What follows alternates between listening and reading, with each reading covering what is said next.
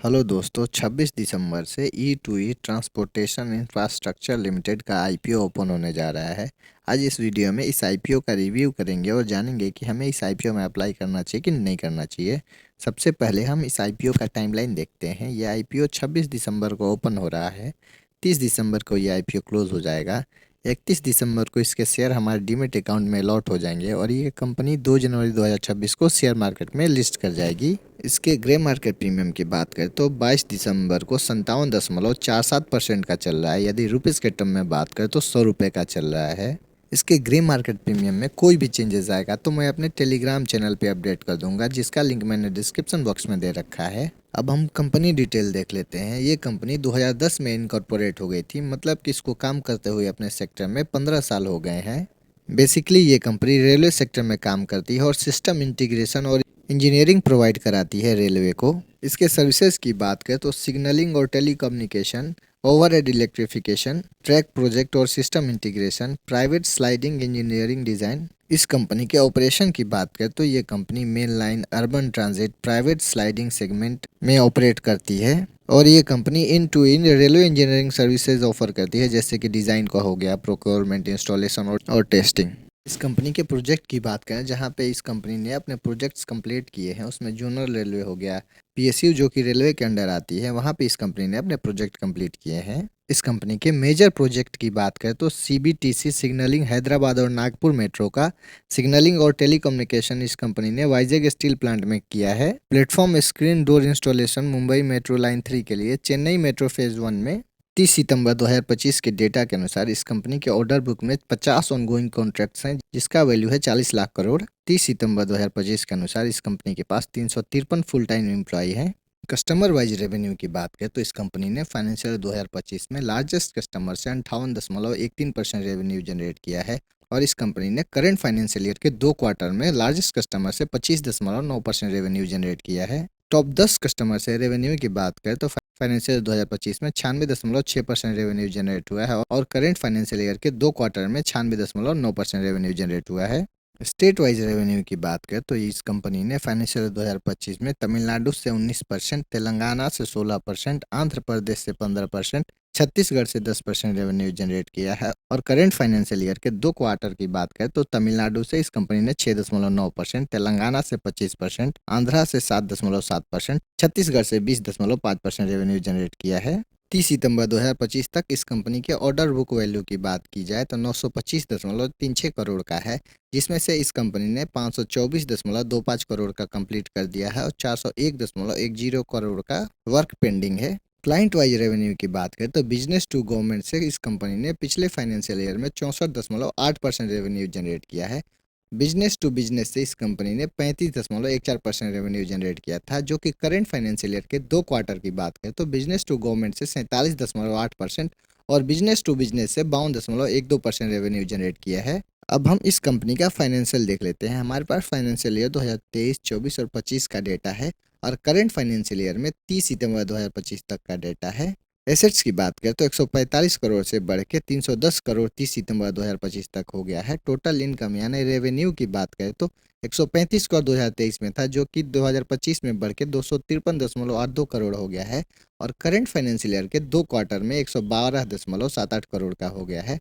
Profit after tax की बात करें तो इस कंपनी का 2023 में 8.15 करोड़ का था, जो कि 2025 में बढ़ के 13.99 करोड़ का हो गया है और करंट फाइनेंशियल ईयर के 2 क्वार्टर में इस कंपनी का -7.4 करोड़ का प्रॉफिट है, जो कि एक निगेटिव चीज़ है।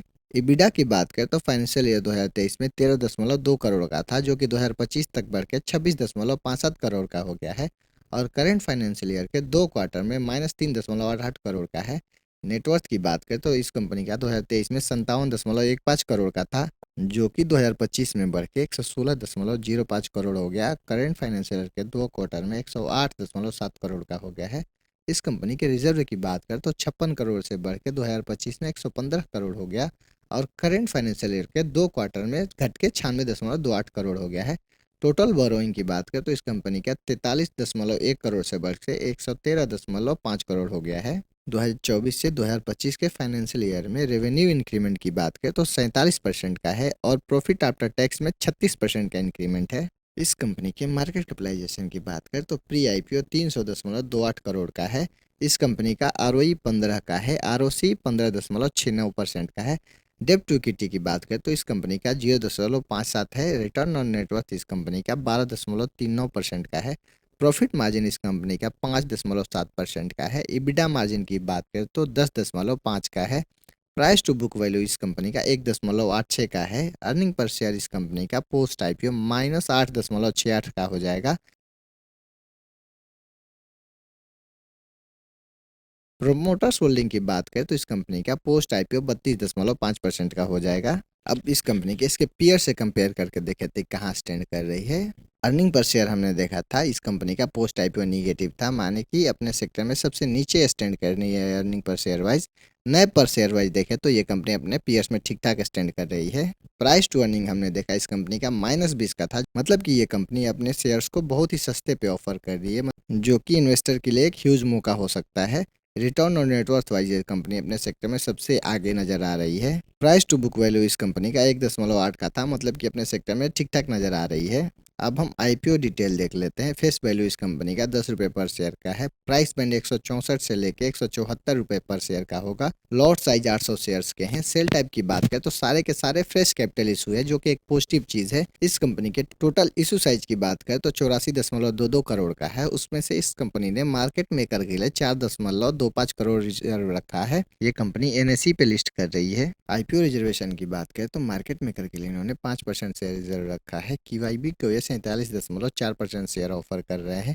एनआईए के लिए इन्होंने 14.2% शेयर रिजर्व रखा है और रिटेलर को ये 33.26% शेयर ऑफर कर रहे हैं। आईपीओ लॉट साइज की बात करें तो इंडिविजुअल इन्वेस्टर मिनिमम 2 लॉट यानी 1600 शेयर के लिए अप्लाई कर सकता है, जिसका वैल्यू होगा 2,78,400 रुपये। स्मॉल एचएनआई मिनिमम 3 लॉट यानी 2400 शेयर के लिए अप्लाई कर सकते हैं और बिग एचएनआई मिनिमम 8 लॉट यानी 6400 शेयर के लिए अप्लाई कर सकते हैं, जिसका वैल्यू है 11,13,600 रुपये। अब हम आईपीओ ऑब्जेक्टिव देख लेते हैं, मतलब कि ये कंपनी जो मार्केट से 84 करोड़ रुपए उठा रही है उस पैसे का क्या करेगी। 70 करोड़ का इस्तेमाल ये वर्किंग कैपिटल रिक्वायरमेंट में करेंगे और बाकी बचे पैसे का इस्तेमाल ये जनरल कॉर्पोरेट पर्पस में करेंगे। कंक्लूजन देखने से पहले आपके फैमिली मेंबर में किसी को भी फ्री में डीमेट अकाउंट जीरो दया ग्रो में खुलवाना है तो उसका लिंक मैंने डिस्क्रिप्शन बॉक्स में दे रखा है। उस लिंक का इस्तेमाल करके आप फ्री में डीमेट अकाउंट खुलवा सकते हैं। एसेट्स इस कंपनी का साल दर साल बढ़ा है, जो कि एक पॉजिटिव चीज़ है। प्रॉफिट आफ्टर टैक्स और एबिडा इस कंपनी का पिछले फाइनेंशियल ईयर के करंट फाइनेंशियल ईयर के 2 क्वार्टर में निगेटिव नजर आ रहा है, जो कि निगेटिव चीज़ है इस कंपनी के लिए। रिजर्व की बात करें तो फाइनेंशियल ईयर 2023 से लेकर 2025 तक बढ़ा था, बट करंट फाइनेंशियल ईयर के 2 क्वार्टर में थोड़ा डिप नजर आया है। डेब्ट टू इक्विटी इस कंपनी का 0.5 का है, जो कि ठीक ठाक कह सकते हैं। अर्निंग पर शेयर इस कंपनी का निगेटिव था, जो कि एक निगेटिव चीज़ है। प्राइस टू अर्निंग इस कंपनी का निगेटिव था, मतलब कि ये कंपनी अपने शेयर्स को सस्ते पे ऑफर कर रही है, जो कि इन्वेस्टर के लिए एक पॉजिटिव चीज़ है। इस कंपनी को इसके पीयर से कंपेयर करके देखा तो ठीक ठाक हमें नजर आया। कि मार्केट प्रीमियम की बात करें तो 57% का चल रहा है, मतलब कि इस कंपनी का डिमांड हमें नजर आ रहा है और लिस्टिंग गेन होने के चांसेस दिख रहे हैं। ये कंपनी मुझे फाइनेंशियली और फंडामेंटली ओके नजर आई, लेकिन आपको अप्लाई करने का डिसीजन अपना रिस्क एनालिसिस करके करना है। इस वीडियो में कोई भी बाई और सेल का रिकमेंडेशन नहीं है। यदि आपको ये वीडियो अच्छा लगे तो प्लीज़ लाइक और सब्सक्राइब करें, अपने दोस्तों के साथ शेयर भी कर दे। Thank you.